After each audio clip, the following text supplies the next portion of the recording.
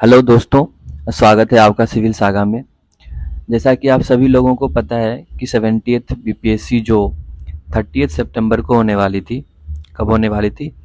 30 सितंबर को जो होने वाली थी, अब वो मोस्ट प्रोबेबली और क्या माना ही गया है कि ये जो है अक्टूबर में शिफ्ट हो जाएगा और अक्टूबर नहीं तो नवंबर के मिड में जो है ये एग्ज़ाम होगी। लेकिन अभी हमारे पास क्या है कि एक महीने लाइक 30 to 45 डेज का टाइम है। तो हमें इस टाइम में क्या क्या करना चाहिए?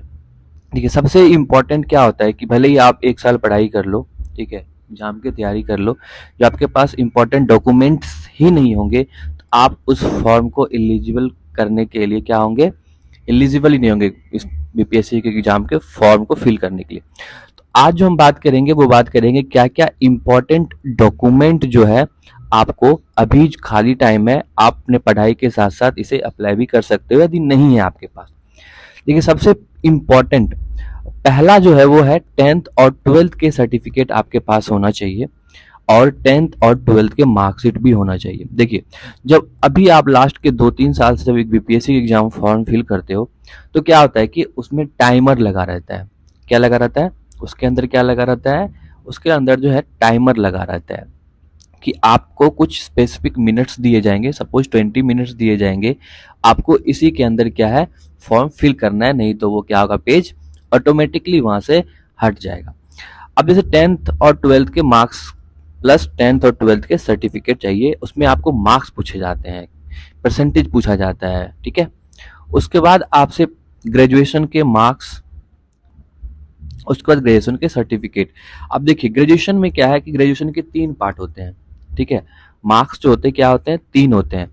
एक होता है फर्स्ट ईयर, सेकेंड ईयर और थर्ड ईयर, और आपको तीनों के मार्क्स चाहिए, वो तीनों के मार्क्स पूछते हैं और फाइनल मार्क्स भी पूछते हैं।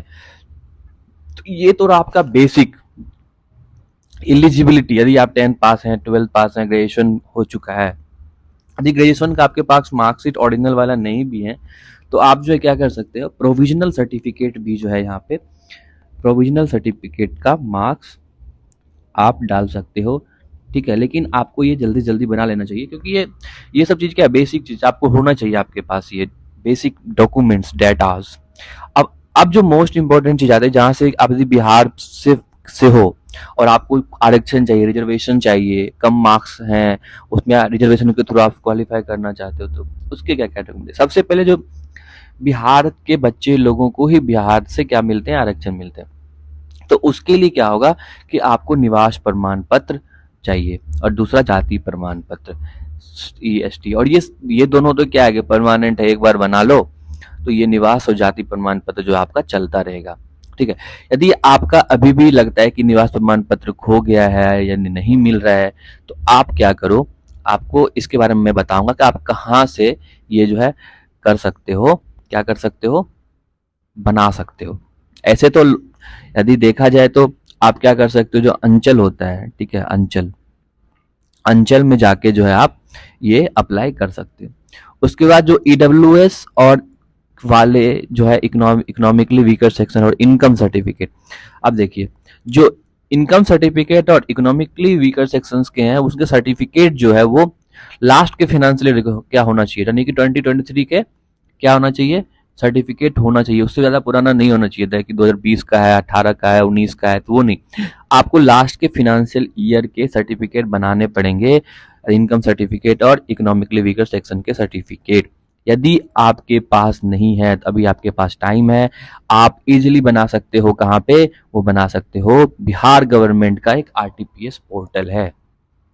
आरटीपीएस पोर्टल पे जो सुविधा है वो क्या है? आरटीपीएस पोर्टल पे सुविधा है कि जो इसका लैंग्वेज है, ठीक है, क्या है इसका लैंग्वेज जो है वो है इंग्लिश प्लस हिंदी दोनों, ठीक है।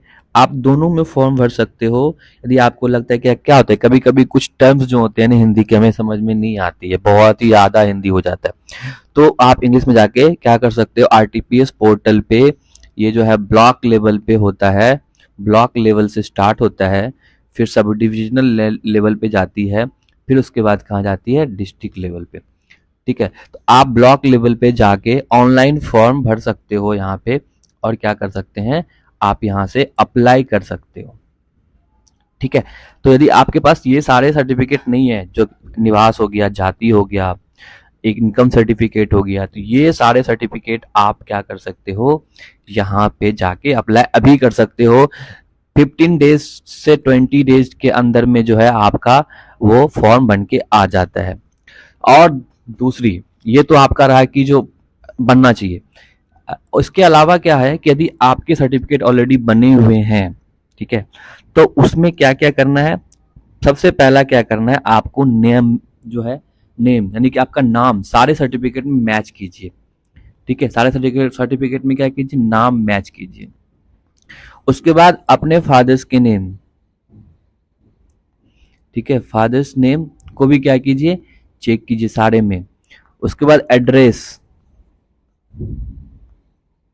एड्रेस फादर्स नेम मतलब मैं यहाँ पे ये भी बोल रहा हूँ कि फादर्स एंड मदर्स बोथ, ठीक है, फादर्स एंड मदर्स बोथ के नाम स्पेलिंग चेंज की चेक कीजिए। एड्रेस प्रॉपर देखिए कि एड्रेस में कुछ गलतियां तो नहीं है। यानी कि ये तीन चीज, यानी कि क्या क्या, यानी कि नाम, father's name, mother's name, address, ये तीनों आप चेक कीजिए जितने भी सर्टिफिकेट हैं सारे में यूनिफॉर्मिटी है या नहीं। उसके बाद लास्ट जो एक डॉक्यूमेंट आपको फॉर्म के वक्त मिलेगा फिल करने के लिए, फिल क्या, वो मतलब वो है आपका फोटो प्लस सिग्नेचर। ठीक है, तो याद रखिए कि जब भी आप सिग्नेचर करते हैं ना, तो सिग्नेचर आप नॉर्मल सिग्नेचर कीजिए ताकि आपको एग्जाम में ना भूले और मैच करें।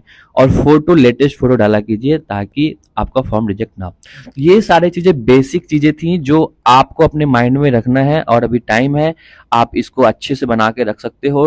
नहीं तो आप जब एग्जाम की फॉर्म नोटिफिकेशन आती है, एग्जाम फॉर्म भरना होता है, हम बहुत ही हरी में होते हैं, इस कारण नहीं बन पाता है क्योंकि सारे बच्चे तभी भरते हैं, और हम कहीं ना कहीं मुझे लगता है कि बहुत सारे बच्चे रिजर्वेशन और ये जो है फॉर्म भी नहीं भर पाते। आई होप ये आपको वीडियो अच्छा लगा, और मैं आपसे रिक्वेस्ट करूंगा कि आप ये वीडियोस अपने दोस्तों, अपने करीबी जो तैयारी कर रहे हैं एग्जाम, जिनका सर्टिफिकेट वगैरह नहीं बना है, तो उनको जरूर जरूर शेयर कीजिएगा। थैंक यू सो मच, मिलते हैं फिर अपने अगले वीडियो में। Thank you and all the best for your exam preparation.